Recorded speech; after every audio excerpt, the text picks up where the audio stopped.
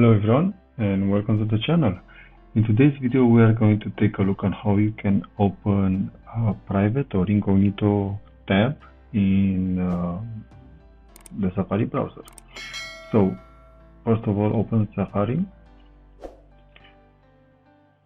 go to File on the menu bar, and as you can see here we have new private window.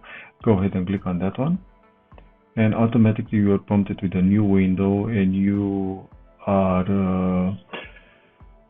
prompted that you're using now a private browsing tab.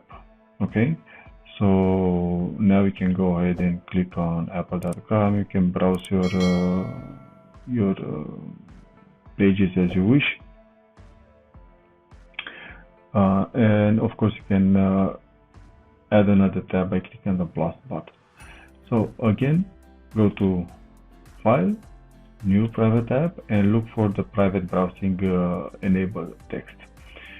That's it.